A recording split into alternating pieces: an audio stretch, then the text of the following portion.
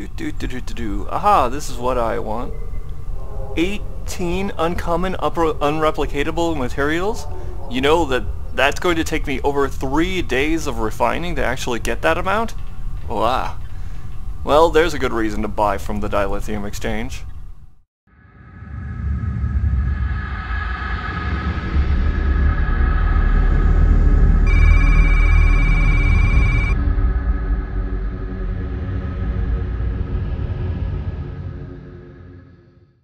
Welcome everyone to another episode of MMO Anthropology, and I'm bringing you to lovely sunny San Francisco with the Golden Gate Bridge in the background, and this is Starfleet Academy.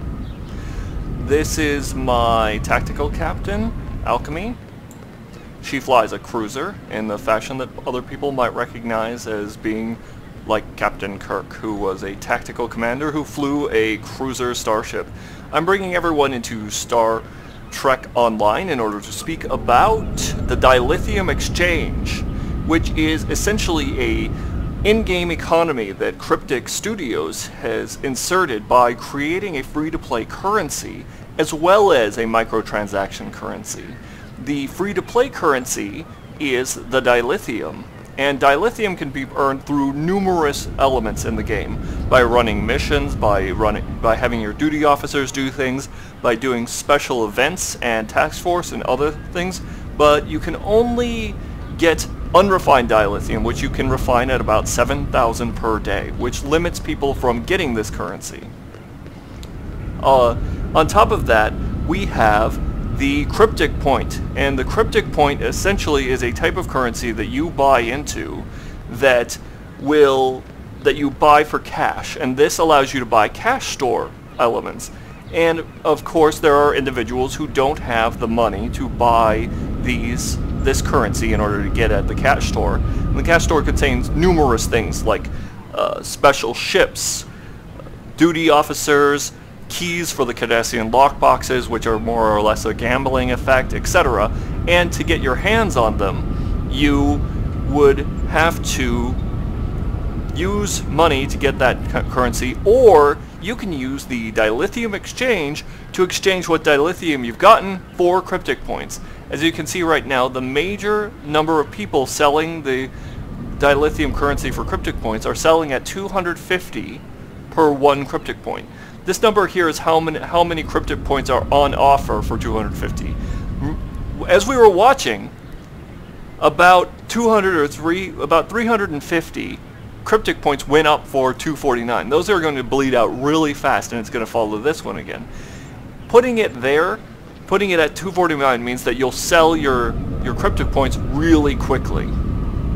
As you can see, I've got one Cryptic point, and that's because I went in and I bought one earlier today just to be part of this system. I'm going to beam out and talk about the way that these function, and on my way to Memory Alpha. So I'll see everyone there.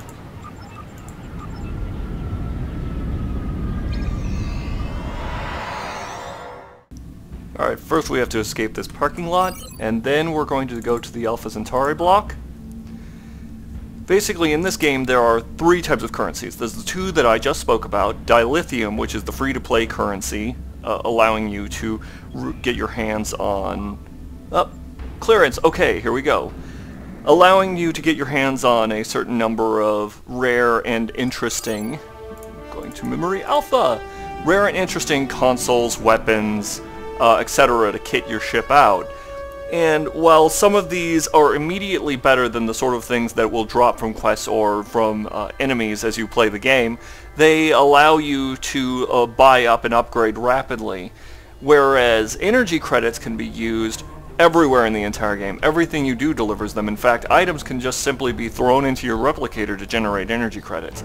You can think of energy credits as sort of the World of Warcraft gold, the basic underlying currency that the entire game runs on, whereas Dilithium currency is a special elitified currency that is made scarce by the fact that you get ore, and from that ore you can only get 7,000 a day by refining it.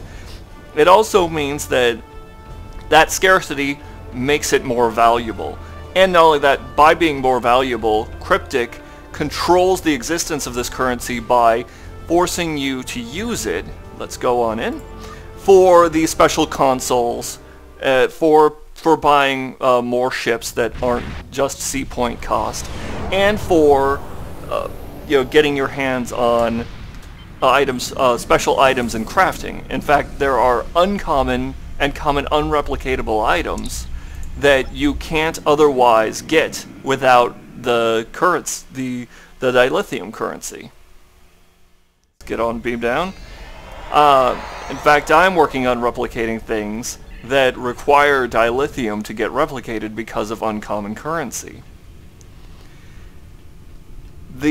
Another interesting thing is that it's actually very difficult. It's not totally impossible to go and get energy credits into dilithium, but it is a pain in the ass, and there's a couple little tricks that people have discovered for turning energy credits, which come to you in vast amounts.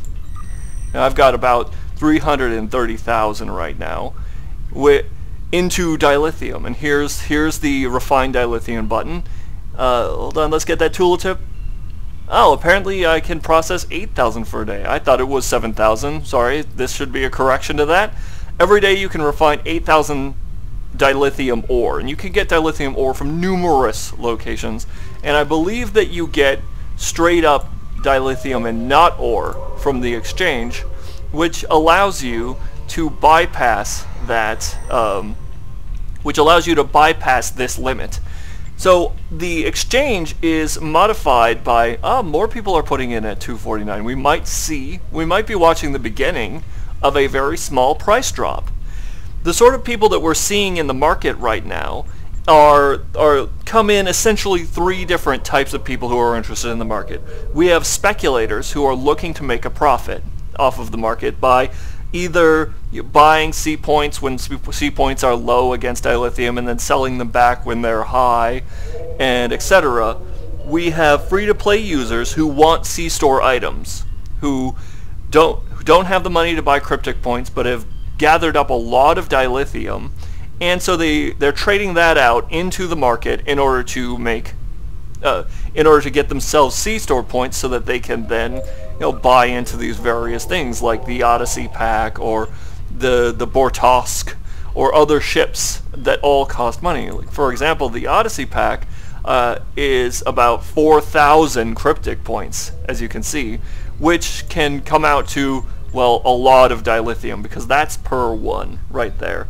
And finally, the last type of person we have using the exchange right now are people who have low dilithium but lots of money to buy C points, but want dilithium because dilithium is used in crafting, as I just mentioned, in getting special ships of particular points that aren't C-store ships, and for buying equipment. In fact, you don't even have to go to an NPC in order to buy from the dilithium store, which is right here. You get requisition ship weapons, let's say that you want some sort of projectile weapon like quantum mines or chronoton mines. These can go way up, as you can see. Well, tri-cobalt mines, etc. All interesting canon stuff from the universe of Star Trek. And it's all bought with dilithium. And of course, Cryptic sends you to the exchange right at the bottom of that should you not have enough dilithium, which I certainly don't have 22,000 dilithium for this tri-cobalt launcher here. But all of this becomes a confluence to create an economy right here based on what people are buying from Cryptic.